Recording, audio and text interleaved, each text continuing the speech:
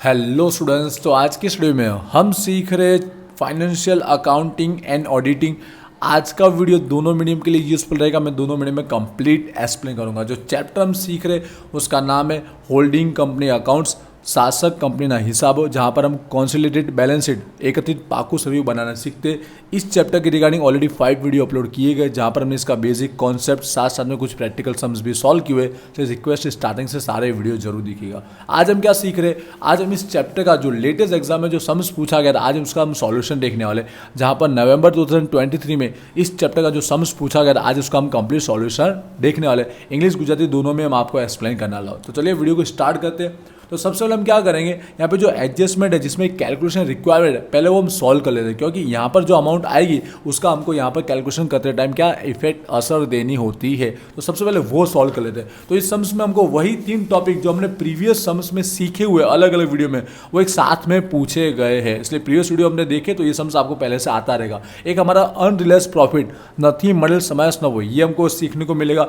साथ में जो इंटर कंपनी ट्रांजेक्शन होता है, अरस परस न व्यवहार, वो वाला। और हमारा जो इंपॉर्टेंट टॉपिक है रिवॉल्यूशन ऑफ एसेट्स, मिलकत नु पुनर्मूल्यांकन, ये टॉपिक इसी सम्स में तीनों हमको सॉल्व करने रहेंगे। तो चलिए पहले हम लोग क्या करते हैं, ये सॉल्व कर लेते हैं, उसके बाद हम आगे कैलकुलेशन बढ़ते हैं। तो पहले बेसिक इन्फॉर्मेशन कलेक्ट कर लेते हैं कि कौन सी कंपनी होल्डिंग कंपनी और कितने शेयर उसने होल्ड किए हुए। तो 2 कंपनी के नाम बताए गए, राघव और किशन। तो सबसे पहले पहली इन्फॉर्मेशन ये हमको बताया गया होगा। तो फर्स्ट में बताया गया कि राघव ने क्या किया, एक्वायर किए। राघव ने यहाँ पर सामने वाली कंपनी के शेयर क्या किए, परचेस किए, एक्वायर किए। तो ये हमारा होल्डिंग कंपनी हो जाएगा। अब परसेंटेज में देखते हैं कि कितने उसने होल्ड किए। तो यहाँ पर नंबर ऑफ शेयर बताए, अलग अलग टाइप से दिया गया होता है। कई बार डायरेक्ट परसेंट दे दिया गया होता है, कई बार नंबर ऑफ शेयर दिए गए होते हैं, अलग अलग टाइप से होता है। तो राघव ने कितने शेयर परचेस किए, इक्विटी के 48,000 शेयर उसने परचेस किए। आगे रेट दिया गया, रेट क्यों दिया गया, जिससे उनकी परचेज प्राइस फाइंड आउट किया जाके खरीद कीमत हम उसकी निकाल सके, जो आगे हमारी गुडविल फाइंड आउट करते समय काम में आएगा। बट यहाँ पे आप शेयर पे फोकस कीजिए। तो उसने कितने शेयर एक्वायर किए, 48,000 शेयर उसने खरीदे। ठीक है, राघव जो होल्डिंग कंपनी है, यहाँ पर याद रखिएगा मोस्ट ऑफ टाइम राघव की जगह होल्डिंग कंपनी, शासक कंपनी नाम यूज करूंगा, और सामने वाली कंपनी के लिए सब्सिडी गौण कंपनी हम नाम यूज करेंगे। तो कितने शेयर उसने परचेस किए, राघव होल्डिंग कंपनी ने यहाँ पर शासक कंपनी में 48,000 शेयर उसने परचेस किए। तो सामने वाली कंपनी के टोटल शेयर कितने वो देखिए। किशन लिमिटेड के परचेस किए हुए, तो किशन लिमिटेड की इक्विटी शेयर कैपिटल देख लीजिए एक बार। तो टोटल कितने लाख किए, 6 लाख किए। पर इसमें शेयर कितने, तो देखिए एक शेयर का भाव बताया 10 रुपीज़। तो 10 से डिवाइड कीजिए तो नंबर ऑफ शेयर हमको मिल जाएंगे। तो 10 से डिवाइड करेंगे तो हमको 60,000 नंबर ऑफ शेयर हमको मिल जाएंगे। मतलब 60,000 में से होल्डिंग कंपनी ने 48,000 शेयर क्या किए, परचेस किए। इनटू में क्या कर देंगे, 100 कर देंगे, जिससे हमारा परसेंट में आंसर आ जाएगा। तो इस तरह से देखा जाए तो डिवाइड करेंगे आप तो 80% आएगा। मतलब यहाँ पर होल्डिंग कंपनी ने सब्सिडी के 80% शेयर क्या कर दिए, परचेस कर दिए, इसलिए वो शासक कंपनी बन जाती है, उसकी होल्डिंग कंपनी बन जाती है। बाकी जो बचे 80% यहाँ पर है, तो 100 में से बाकी कितने बचे, 20%, वो हमारा क्या हो जाता है, यहाँ पर माइनॉरिटी इंटरेस्ट लघुमती नो हिस्सों बन जाता है। दूसरी बेसिक इन्फॉर्मेशन कलेक्ट करते हैं कि कौन सी तारीख को उसने एक्वायर किया। ये बहुत इंपॉर्टेंट, कई बार स्टार्टिंग में क्या होता है, कई बार मिडिल में क्या होता है, 3 मंथ का गैप, 6 मंथ का गैप, कुछ भी हो सकता है। इसमें भी आपको नया देखने को मिलेगा, क्योंकि हमारी जो एंडिंग है 31 मार्च है, तो स्टार्टिंग होगी 1 अप्रैल 2022। लेकिन यहाँ पर उसने एक्वायर कब किया, तो तारीख देखिए आगे इसी सेंटेंस में बताया 1 जुलाई 2022 में उसने एक्वायर किए, परचेस किए 1 जुलाई। ठीक है, यहाँ पर देख लीजिए जुलाई मंथ में उसने एक्वायर किए हैं। मतलब यहाँ पर जब उस कंपनी का अप्रैल मंथ होगा, उसके बाद 3 मंथ के बाद उसने एक्वायर किया, तो इसके कारण कहाँ का क्या क्या इफेक्ट आएगा वो भी हमको समझने को मिलेगा। बेसिक इन्फॉर्मेशन ले ली। आगे कैलकुलेशन करने से पहले हम लोग एडजस्टमेंट सॉल्व कर लेते हैं, जिससे उसका इफेक्ट जब आएगा तो हम इजीली उसे दे पाएंगे। तो चलिए अब सॉल्यूशन स्टार्ट करते हैं। वीडियो लॉन्ग रहेगा, सम्स लॉन्ग है, मैं समझा रहा हूँ इसलिए ज़्यादा टाइम लगेगा। बाकी आप सॉल्व करोगे तो 20 से 25 मिनट आपका सम सॉल्व हो जाएगा। और वैसे सब हमने प्रीवियस वीडियो में भी सीखे हुए। तो स्टार्ट करते हैं पहले अनरियलाइज्ड प्रॉफिट नथी मॉडल समास नफो देख लेते हैं। ठीक है, आगे पीछे कोई भी आप सॉल्व कर सकते, जो इजी लगता है वो पहले सॉल्व कीजिए।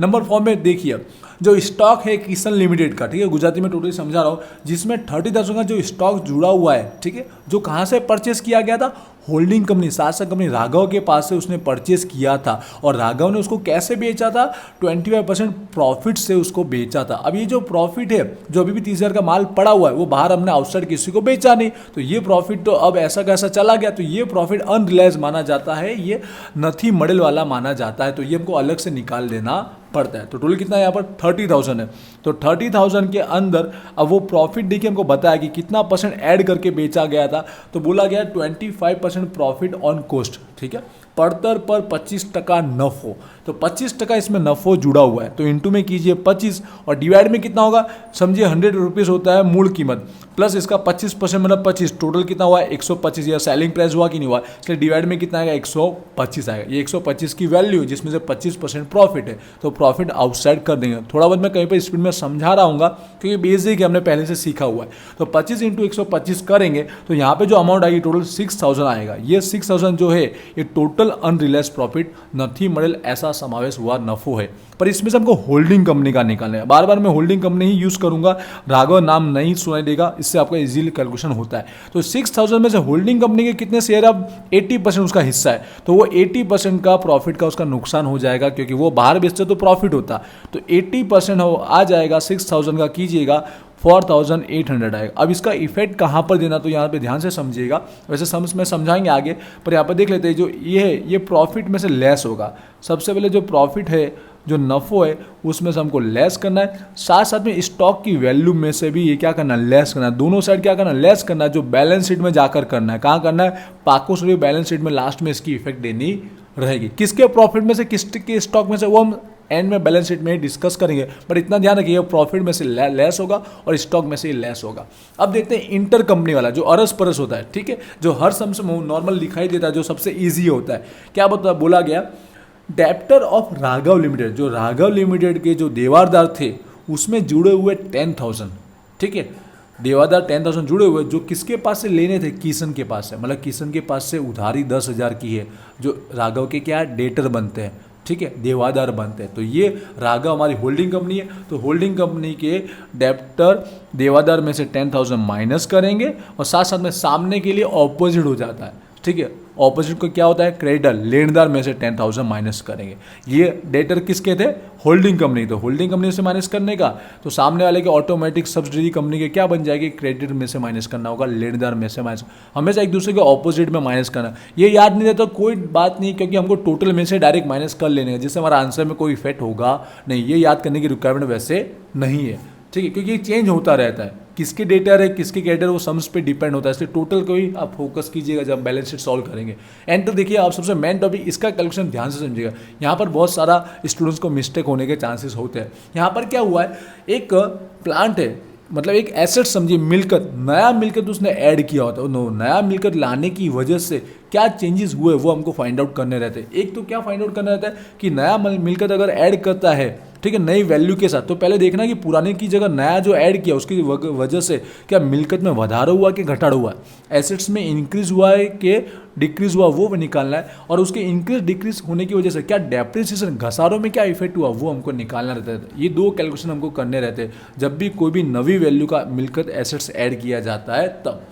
तो अब प्लांट मशीन की बात की गई है, ठीक है, जिसके अंदर यहाँ पर कितने का फिक्स किया गया, 2,25,000 का फिक्स कर लिया है। जो होल्डिंग कंपनी है उसने डिसाइड किया कि किशन लिमिटेड का जो प्लांट मशीन है अब उसकी न्यू वैल्यू कितनी है, 2,25,000, जिसकी ओपनिंग 1 अप्रैल को वैल्यू, बुक वैल्यू चौपड़ा कीमत कितनी थी, 2 लाख थी। तो कैलकुलेशन समझेंगे हम। तो देखिए, सबसे पहले आप ध्यान रखिएगा, हमेशा जो भी साल स्टार्ट हुआ है जिसको हम ओपनिंग बोलते हैं, ओपनिंग में उसका बैलेंस कितना वो देखिए। तो ओपनिंग का हमको बैलेंस पहले से समझ में 2 लाख दे के रखा हुआ है, कितना हुआ है दिया हुआ है, एडजस्ट के अंदर देखेंगे यहाँ 2 लाख दिया गया है। यहाँ पर जो दिया गया वो एंडिंग का दिया गया है, एंडिंग का 1,80,000 दिया गया है, क्योंकि वो घसारा जो है 10% वो माइनस करके दिया गया है। तो हमको ओपनिंग हमेशा लिखना है, ठीक है, 1 अप्रैल का। उसके बाद अब यहाँ पर जिस तारीख को उसने एक्वायर किया ना, ठीक है, यहाँ पर कब उसने खरीदा था, होल्डिंग कंपनी ने 1 जुलाई को, तो इतने तक की उसकी वैल्यू निकालो, ठीक है, ये एक्वायर किया तब उसकी कितनी वैल्यू थी एक्चुअल, तो उसकी वैल्यू के लिए अब देखिए डेप्रिसिएशन कितने मंथ का है, ये मैन टू स्टे, कभी 3 मंथ होता है, कभी 6 मंथ होता है। तो अप्रैल से लेकर या जुलाई अभी स्टार्टिंग हुआ, मतलब एंड हुआ है जून, तो अप्रैल मई और जून आएंगे, 3 महीने का डेप्रिसिएशन इसके ऊपर लगेगा। तो 2 लाख के ऊपर डेप्रिसिएशन का परसेंट हमको समझ में बताया गया होगा। जो घसारा वो कितने परसेंट के हिसाब से गिना गया, 10% के हिसाब से गिना गया। तो 10% निकालेंगे, ये 10 इंटू में 100 और कितने मंथ का गिना है, जब उसने एक्वायर किया तब था जुलाई, 1 जुलाई, जुलाई का महीना तो नहीं गिनेंगे, तो टोटल 3 महीने हुए, तो 3 महीने का निकालेंगे डेप्रिसिएशन तो 5,000 आएगा। तो 5,000 लेस करने के बाद अब उसकी एक्चुअल इस टाइम में उसकी वैल्यू होती है 1,95,000। इस प्लांट मशीन की जब उसने एक्वायर किया था, खरीदा था इस कंपनी के शेयर, तब उसकी इतनी वैल्यू थी। अब उसने जो नया प्राइस इन्वॉल्व किया है वो देखते हैं वो कितना है। उसने एक्वायर जब खरीदा था ऑन द डेट, उस तारीख को उसने क्या फिक्स किया, इसकी वैल्यू कितनी फिक्स की, 2,25,000 उसने फिक्स की। तो जो न्यू वैल्यू है वो देखिए 2,25,000। अब यहाँ से आपको अंदाजा आएगा कि ये नई वैल्यू ऐड करने से मिल्कत में વધારા हुआ कि घटाड़ा हुआ। ये 1,95,000 है बराबर, ये 2,25,000 है, तो आपको देखा इंक्रीज हुआ। क्या हुआ, इंक्रीज हुआ। भले माइनस में आ रहा है बट ऐसे आप ऑब्जर्व करना है आपको। तो क्या हुआ, इंक्रीज हुआ। कितना इंक्रीज हुआ है, 30,000 इंक्रीज हुआ। माइनस कीजिए 30,000 आ रहा है। ये क्या हुआ, बढ़ा है वैल्यू, उसकी वैल्यू बढ़ी है, तो उसको हम बोलते हैं इंक्रीज हुआ। ठीक है, इंक्रीज इन एसेट्स मिलकत में વધારો, जिसका इफेक्ट क्या होगा मैं आपको समझाऊंगा। उसके बाद साथ साथ में आपको डेप्रिसिएशन घसारों पे भी क्या चेंजेस है वो निकालना रहता है, क्योंकि पुराने के बेस पर चलते हैं तो डेप्रिसिएशन अलग आता है जो प्रॉफिट लॉस पे इफेक्ट करता है, और नया वैल्यू अगर ऐड करे 2,25,000 तो क्या डिफरेंस आता है। तो याद रखिएगा यहाँ पे अगर एसेट्स बढ़ रही है तो घसारों भी बढ़ेगा। इन शॉर्ट, पहले कम वैल्यू था तो घसारा भी कम होगा, वैल्यू बढ़ गई तो घसारा भी ज़्यादा आएगा। सिंपल, यहाँ पे घट रहा है तो यहाँ पे भी घटेगा। तो चलिए निकालते हैं। पर अब ये कौन सी तारीख का निकालने का, जिस तारीख को उसने एक्वायर किया उसके बाद से लेकर एंडिंग मार्च तक, जब साल एंड होता है, कई बार मार्च भी होता है, कई बार दिसंबर होता है, तो जब उसने एक्वायर किया वहाँ से लेकर एंडिंग तक के महीनों का उनको गिनना रहता है, क्योंकि उसके बाद न्यू वैल्यू ऐड की गई। इसलिए अब देखना कि डेप्रिसिएशन में कितना घसारा, कितना चेंजेस आ रहा है। तो 1 जुलाई से लेकर मार्च तक तो कितने महीने होते हैं, अब 9 मंथ होते हैं। यहाँ पर 3 मंथ तो उसके बाकी के 9 मंथ। अगर 6th मंथ हुआ तो यहाँ पे भी बाकी के 6 मंथ आएगा। बाकी के लिए गिनना है तो पहले ओल्ड पर गिन ले। ओल्ड कितना वैल्यू था, 2 लाख था, तो 2 लाख के ऊपर परसेंट तो वही 10% के हिसाब से, और कितने महीने का, 9 महीने का, याद रखिएगा। तो टोटल 15,000 का डेप्रिसिएशन आता। अगर इसी को कंटिन्यू करते आगे, उसने एक्वायर किया उसके बाद, तो 15,000 का डेप्रिसिएशन लगता। लेकिन जब उसने नवी वैल्यू ऐड की जो कितनी, 2,25,000, कितनी ऐड की इसकी जगह 2,25,000, अगर इसके ऊपर हम 10% के हिसाब से इसी 9 महीने का अगर डेप्रिसिएशन गिनते तो कितना आता, तो आ रहा है 16,875 आ रहा है, राइट। जो देखिए ऑटोमेटिक आपको पता चलेगा बढ़ रहा है, बढ़ गया ना, और बढ़ेगा क्योंकि वैल्यू बढ़ गई तो हमारा डेप्रिसिएशन भी बढ़ेगा। कितना आया, 1,875। ये हमारा क्या डेप्रिसिएशन में भी ज़्यादा लगा, इसको हम बोल सकते हैं एडिशनल, ज़्यादा का इतना डेप्रिसिएशन आने वाला है, एडिशनल વધારાનો घसारो। ठीक है, समझिए। अब इसका इफेक्ट कहाँ होगा, इसका कहाँ होगा, समझते हैं। तो ये जो है हमारा एसेट्स बढ़ गया, तो उसने परचेज किया उसके पहले की बात है, तो ये कैपिटल प्रॉफिट में इफेक्ट करेगा। कहाँ पर करेगा, क्योंकि आपको पता है जब एक्वायर किया उसके पहले का जो भी होता है वो कैपिटल प्रॉफिट बनता है, हमारा मूडी नफो बनता है। अब इंक्रीज हुआ है तो सिंपल सी बात है प्लस ही करना है। ठीक है, उसके एसेट्स में इंक्रीजमेंट हुआ, इंक्रीज हुआ, इसलिए प्लस करना है। और ये जो है देखिए उसके एक्वायर के बाद हुआ है चेंजेस, तो ये रेवेन्यू प्रॉफिट पे इफेक्ट करेगा। कहाँ पर करेगा, रेवेन्यू प्रॉफिट पे इफेक्ट करेगा, महसूली नफ़ों पर इसका असर होने वाला है। और क्या होगा, डेप्रिसिएशन घसारो जो हमारे नफ़ों को कम करता है। ठीक है, इसलिए माइनस होगा। ये क्या होगा, माइनस होगा, क्योंकि डेप्रिसिएशन घसारो प्रॉफिट लॉस को हमारे कम करता है। ये प्रॉफिट लॉस में से माइनस करना है और ये डायरेक्ट ऐड कर देना टोटल रकम में। ये हुआ तीनों तीन जो हमारे सम्स में इसमें दिए गए थे। आई होप तीनों तीन समझ में आएंगे। कहीं मैंने स्पीड में समझाया, हो सकता है एक दो बार अगेन देखिएगा, पिछले वाला सम्स देखिएगा, इजीली आपको आ जाएगा। अब आपको इफेक्ट पता चल गए होंगे। ये डायरेक्ट बैलेंस शीट में इफेक्ट देना हमको, इसको डायरेक्ट यहाँ पे बैलेंस शीट में ये हमारा कैलकुलेशन करेंगे ना, कैपिटल प्रॉफिट, मूडी नफो और हमारा रेवेन्यू प्रॉफिट, तभी इसका इफेक्ट आ जाएगा। अब आते हैं हम सम्स की ओर, आगे सॉल्व करते हैं। एंड तक देखिए अब हमारा ईजी सम्स है, कुछ ज़्यादा हमारा कैलकुलेशन अब है नहीं। अब स्टेप बाय स्टेप हम सॉल्व कर लेते हैं। तो हमने पहले बेसिक इन्फॉर्मेशन पता कर दी, अब उसके बाद सॉल्यूशन स्टार्ट करते हैं। तो कैपिटल नफो होता है उसका जो ईयर स्टार्टिंग होता है और जब तक उसने एक्वायर किया उसके पहले का, जिसको हम प्री बोलते हैं, पहला नोट। ठीक है, इतने का हम निकालते हैं। और ये रेवेन्यू मतलब उसके बाद का, एक्वायर करने के बाद, खरीदने के बाद के महीने को आता है, जो 1 जुलाई से लेकर यहाँ पर 31 मार्च तक का है।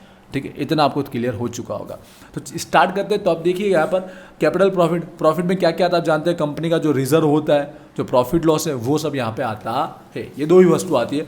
तो अब देखिए आगे इन्फॉर्मेशन, फर्स्ट इन्फॉर्मेशन में हमको बताया गया ऑन दैट डेट, खास समझिएगा इसी तारीख का दिया गया, जो हमको प्रॉफिट लॉस, नफा नुकसान का जो बैलेंस बताया गया है, साथ में जनरल रिजर्व, सामान्य अनामत का जो बैलेंस बताया वो उसी तारीख का है। कोई चेंजेस करने की जरूरत नहीं। अगर स्टार्टिंग का दिया गया होता तो 3 महीने तक हमको खींच के लाना पड़ता। अगर 1 अप्रैल का दिया है तो हमको जुलाई में कितना होगा वो हमको फाइंड आउट करना पड़ सकता था। लेकिन यहाँ पे इसका कोई ऐसा है ही नहीं, क्योंकि डायरेक्ट उसी तारीख का उसी समय का जो प्रॉफिट लॉस है वो हमको बैलेंस उसका दिया गया। नफा नुकसान का कितना है 60,000 है, साथ साथ में जनरल रिजर्व सामान्य अनामत का कितना है 50,000। आई होप आपको क्लियर समझ में आएगा। उसी तारीख का, इसलिए कोई हमारे कैलकुलेशन की रिक्वायरमेंट हुई नहीं, लेकिन फर्स्ट ओपनिंग का दिया होता तो जिस तारीख तक उसने एक्वायर किया उसके बीच का हमको निकालना पड़ता यहाँ पर, ठीक है। अब जैसे हमने इफेक्ट देने की बात की, तो जैसे हमने फर्स्ट कैलकुलेशन जो किया एसेट्स वाला, तो एसेट्स हमारा इंक्रीमेंट हुआ 30,000 का, 30,000 बढ़ गया, जो हमारा कैपिटल नफो मूडी नफो में इफेक्ट आता है, क्योंकि उसका ये एसेट्स बढ़ गई ना, तो यहाँ पर 30,000 क्या करना है, ये प्लस करना है, ठीक है। तो इसी के साथ टोटल मान लेते हैं हम, तीनों को जब हम प्लस करेंगे तो हमारा ये बन जाएगा टोटल 50, 60 और 30, 1,40,000 का हमारा क्या हो जाएगा कैपिटल प्रॉफिट मूडी नफो बन जाएगा, ठीक है। ये हमारा टोटल हो गया। साथ साथ में सामने करेंगे रेवेन्यू प्रॉफिट महसूली नफो, बहुत सिंपल है, उसके बाद का देखना है। तो जो जनरल रिजर्व हमको सम्स में बताया गया वो 31 मार्च टोटल 12 महीनों का बताया गया, ठीक है।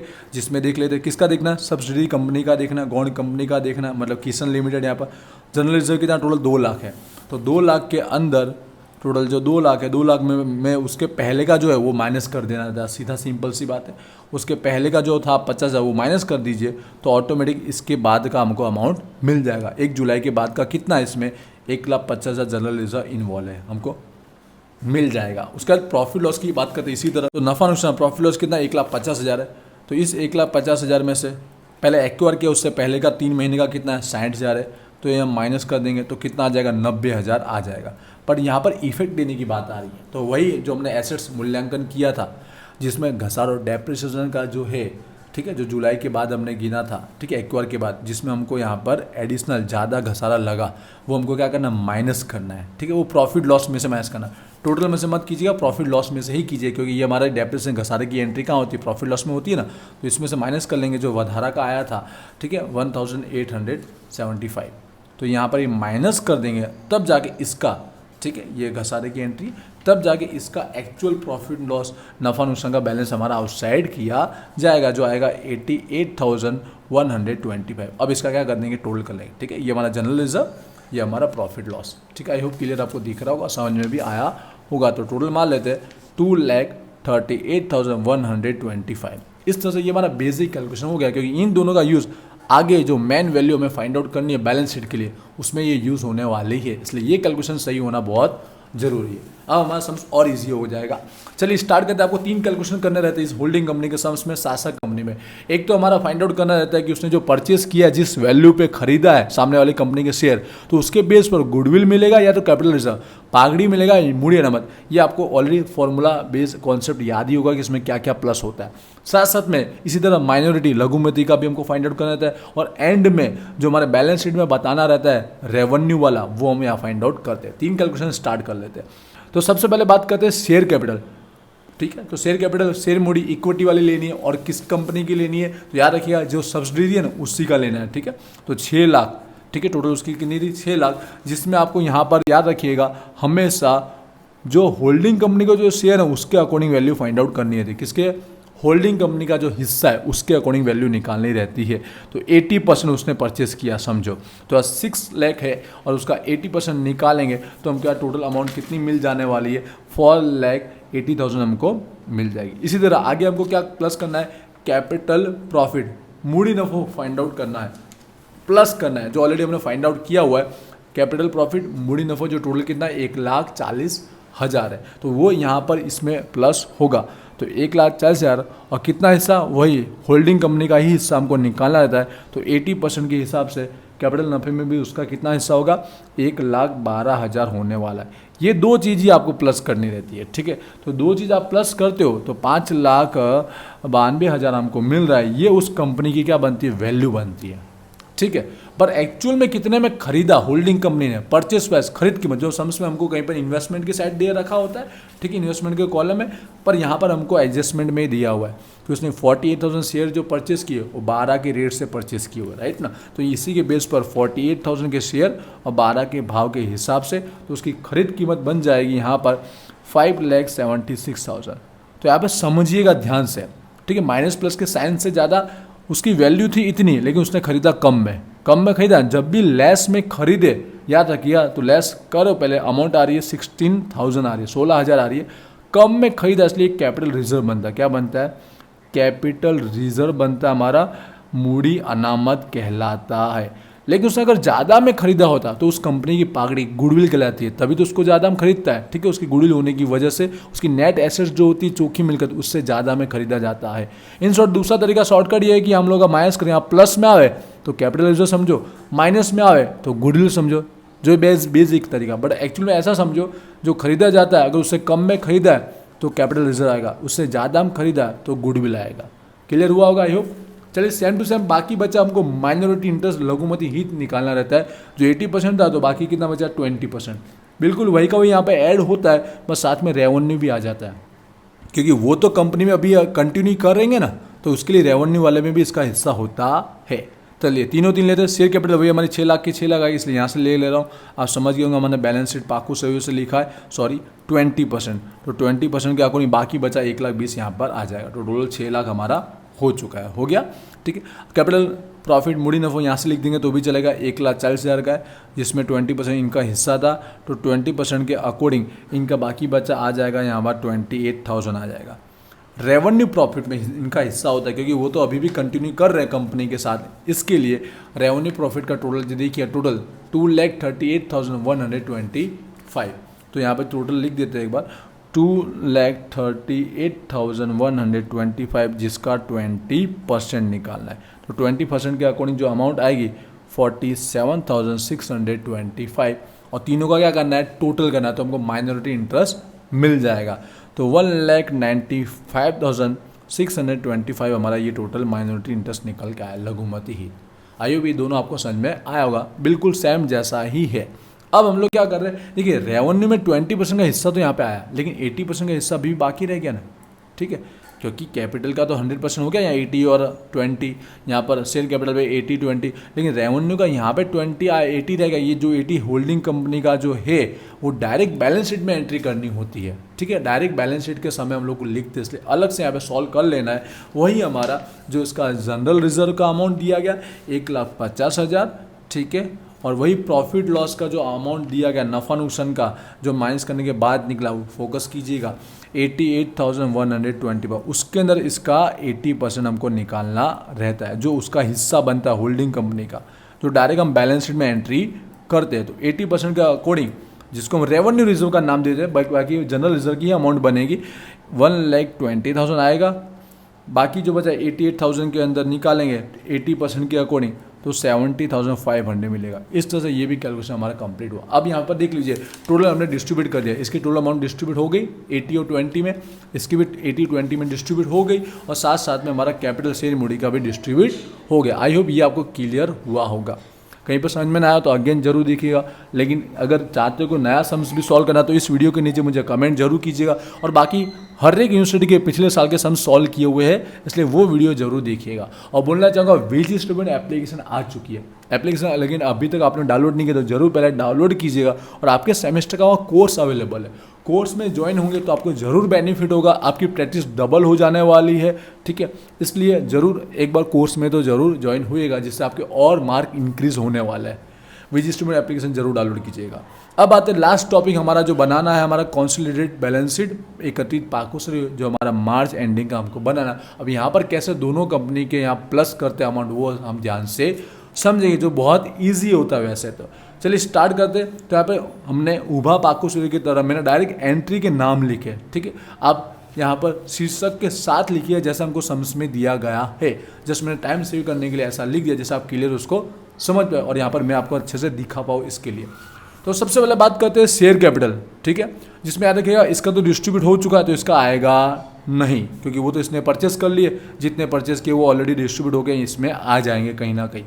तो सिर्फ ओनली होल्डिंग कंपनी का ही लिखिएगा, ओनली किसका लिखना है, होल्डिंग कंपनी का लिखना है, जो कितना है यहाँ पर 10 लाख है, तो 10 लाख सेमिडिस लिख देना है।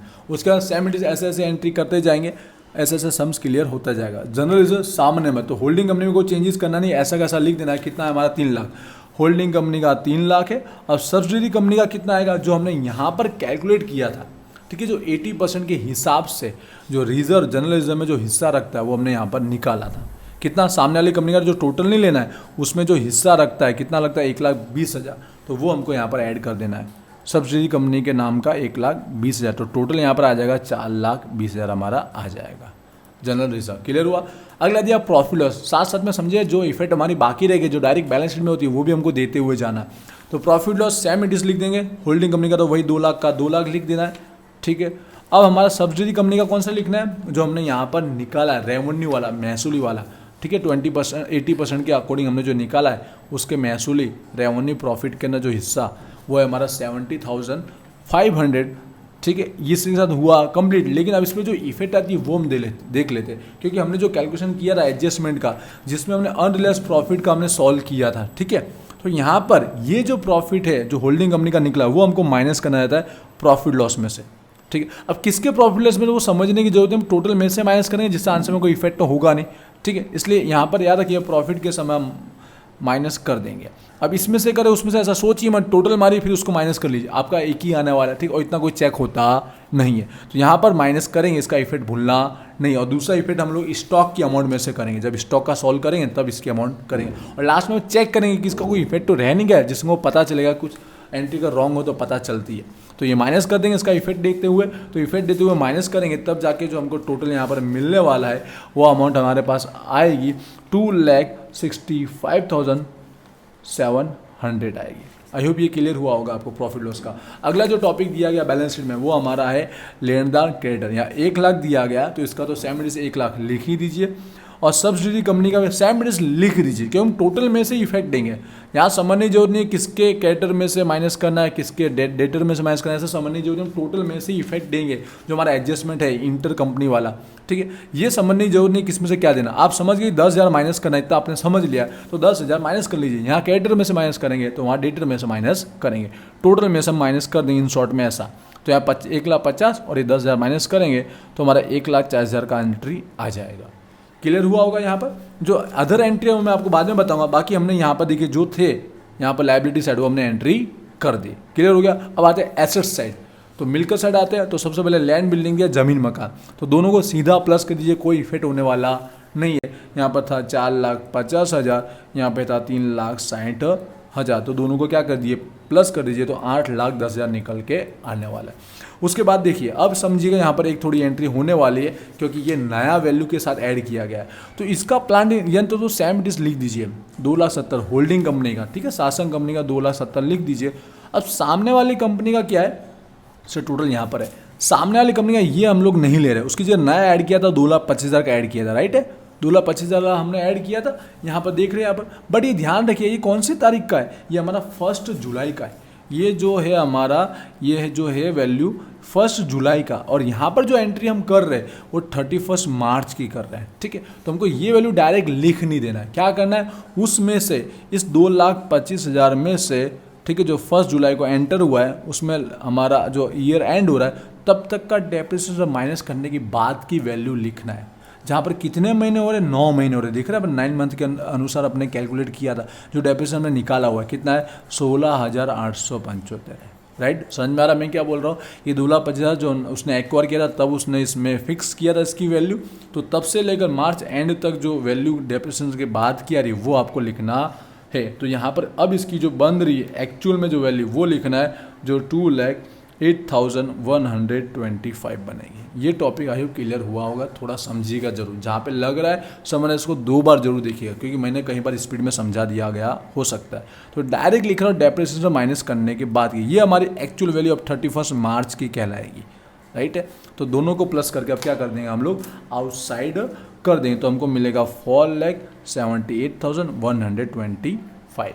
अब इसके बाद समझिएगा अब इन्वेस्टमेंट की बारी। तो इन्वेस्टमेंट में यार क्या सामने का अगर इन्वेस्टमेंट की वैल्यू दी है तो सेम लिख दीजिए, क्योंकि वो अभी कंपनी में इन्वेस्टेड लोग है। पर ये इसका जो इन्वेस्टमेंट था वो क्या था, सामने वाली कंपनी सब्सिडी कंपनी में इन्वेस्टमेंट बताता है, जिसमें हमने वैल्यू निकाली थी कि उसने कितने टोटल परचेज किए। टोटल उसने जो परचेज किए है, वैसे तो देखेंगे हमने जो निकाला था टोटल उसमें इन्वेस्टमेंट जो किया हुआ है 48,000 के शेयर परचेज किया 12 के हिसाब से, तो टोटल अमाउंट कितनी है 5,76,000 का उसने टोटल परचेज किया, जो एक तरह का इन्वेस्टमेंट है सामने वाली कंपनी में, वो इन्वेस्टमेंट यहाँ पर बताता है, जिसमें से 5,76,000 माइनस कर लीजिए अब, क्योंकि अब सामने वाली कंपनी को उसने खरीद लिया है तो अब इन्वेस्टमेंट नील हो जाएगा, ठीक है। तो इसके ज़्यादा जो अमाउंट बची है वो जरूर लिखिए, क्योंकि वो शायद अदर कंपनी में होगा इन्वेस्टमेंट, इसके लिए इसके अलावा की जो अमाउंट बच जाती है वो लिखिए। वो कितनी है 24,000, और सामने की पूरी लिखिए, क्योंकि सामने वाले जो अदर हो सकते हैं जो अभी इस कंपनी में इन्वेस्टेड है, तो ये हमारा 24,000 होल्डिंग कंपनी का और सामने वाले कंपनी का पूरा 2,60,000। आई होप क्लियर हुआ होगा। तो यहाँ पर 2,64,000 का इन्वेस्टमेंट अभी भी यहाँ पर बरकरार है। आई होप ये क्लियर हुआ होगा। उसके बाद की बात करते हैं, उसका जो अब हमारा नॉर्मल एंड होने जा रहा है, समझ देखिएगा जरूर। स्टॉक की बात करते हैं। स्टॉक में इसका 1,20,000 है, इसका 80,000 है। दोनों टोटल ही कर लीजिए, ठीक है। दोनों क्या कर लीजिए आप, टोटल ही कर लेंगे। यहाँ पर 1,20,000 प्लस उसका 80,000, साथ साथ में जो इफेक्ट देना था हमको, आपको पता है अनरियलाइज का, ठीक है। यहाँ पर जो प्रॉफिट अनरियलाइज वाला है, जो स्टॉक में से भी माइनस का, एक तो प्रॉफिट में से माइनस हमने कर दिया, दूसरा हमको स्टॉक में से माइनस करना। अब किसके स्टॉक में वो समझने की जरूरत नहीं, हम डायरेक्ट टोटल में से ही कर लेंगे। यहाँ पर इस तरह से लिख दिया, थोड़ा स्पेस की इसलिए, ठीक है। तो माइनस करते जा रहे हैं, जो अनरियलाइज वाला है वो टॉपिक में माइनस करेंगे। 1,95,200 हमारा आएगा। इसके बाद डेटर देवादार की बात करते हैं। 1,90,000 टोटल मान लीजिए डायरेक्ट, 1,00,000 प्लस 90,000। साथ में हमारा इंटर कंपनी वाला जो था, एक इफेक्ट तो हमने दे दिया क्रेडिटर में, दूसरा हमारा डेटर में देना बाकी था, तो 10,000 ये हमारा यहाँ माइनस कर देते, तो 1,80,000 यहाँ पर इसका अमाउंट आ जाएगा। टोटल में से माइनस कीजिए तो कोई एरर आएगा नहीं। लास्ट जो टॉपिक बचा है हमारा सम्स के अंदर, बैलेंस शीट में देखिए एक एंट्री है हमारे कैश की, तो सेम इट इस दोनों का क्या कर लीजिए, प्लस कर दीजिए। 60,000 और 30,000, 60,000 का प्लस 30,000 का, तो टोटल आ गया हमारा 90,000। अब सम्स में देखिए कुछ बाकी तो नहीं रह गया और कुछ इफेक्ट देना तो नहीं रह गया, उसके बाद ही टोटल कीजिएगा, जिससे कोई एरर हो तो हमारे समझ में आ जाएगी। तो यहाँ पर अनरियलाइज की दोनों इफेक्ट हमने दे दी, ठीक है। एक प्रॉफिट में से भी माइनस कर दिया और स्टॉक में से माइनस कर दिया। इंटरचेंज का हमने दोनों जगह माइनस कर दिया, यहाँ पर क्रेडिटर में से कर दिया और डेटर में से भी हमने कर दिया। यहाँ पर ये देखिए कैपिटल प्रॉफिट में से हमने प्लस किया और यहाँ पर रेवेन्यू में से माइनस किया, ये हो चुका है। उसके बाद अब देखिए यहाँ पर कैलकुलेशन के अंदर जो हमने 3 चीज़ फाइंड आउट की थी, इनकी एंट्री होनी कंपलसरी बैलेंस शीट के अंदर। जहाँ पर हमने ये रेवेन्यू वाला जो है होल्डिंग कंपनी का, वो दोनों की एंट्री हमने कर दी, राइट। लेकिन इन दोनों की एंट्री अभी बाकी रहेगी, तो ये एंट्री करना है। अब यहाँ पे हमको मिला क्या था, या तो गुडविल मिलेगा पागड़ी, या तो कैपिटल रिजर्व मूडी अनामत मिलेगा। तो यहाँ पे मिला हमको कैपिटल रिजर्व मूडी अनामत मिला है, तो मूडी अनामत की हमको यहाँ एंट्री करनी है। जो रिजर्व की कैटेगरी में यहाँ पर होगा, जो अपने रिजर्व सरप्लस होगा नवा टाइटल, उसके अंदर लिखना है। और यहाँ पे स्पेस नहीं है, उसके नीचे लिख दिया आपको समझाने के लिए। जो हमारा 16,000 का कैपिटल रिजर्व आया था, मूडी अनामत आया था। सम्स में अगर हमको गुडविल देख के रखा हो पहले से, समझो गुडविल की वैल्यू दी हो पागड़ी की, तो उसमें से आप एक कैपिटल रिजर्व माइनस कर सकते हो, ठीक है। तो भी आपका सेम ही आंसर आएगा, डायरेक्ट लिख दोगे तो भी चलेगा। दूसरी एंट्री हमारी बाकी रहेगी माइनॉरिटी इंटरेस्ट। क्या रहेगी, माइनॉरिटी इंटरेस्ट लघुमती नो हित की एंट्री बाकी है, तो ये हमारी एंट्री कर लेते हैं। 1,95,625 लघुमती, 1,95,625 जो हमारा नॉन करेंट में एंट्री आती है, ठीक है। नॉन करेंट लायबिलिटी में आती है, बिन चालू देवा में हमारी एंट्री आती है। तो इसी से अब देखिए सारी एंट्री हमने कर दी। यहाँ पे जो 3 थी उसकी भी एंट्री कर दी और हमारा एडजस्टमेंट है उसकी भी डबल एंट्री हो गई है। अब आप टोटल हमारा कर सकते हैं। तो देखते हैं यहाँ पर, ये हमारा लायबिलिटी की साइड का करते हैं टोटल, सारी सैलरी वैल्यू को प्लस करें तो हमारा आ रहा है 20,37,325। सेम इट इज हमारा एसेट साइड का भी टोटल करते हैं, जो बिल्कुल सेम आना चाहिए। ये सारी वैल्यू को हम ऐड कर लेते हैं, तो यहाँ पर भी बिल्कुल सेम आ रहा है। कहीं पर कोई एरर हो लिखने में तो आप उसको करेक्ट जरूर कीजिएगा, क्योंकि स्पीड में करने की वजह से कई मिस्टेक हो भी सकती है। तो दोनों टूल हमारा इक्वल है, तो इससे ये हमारा सम्स हुआ कंप्लीट।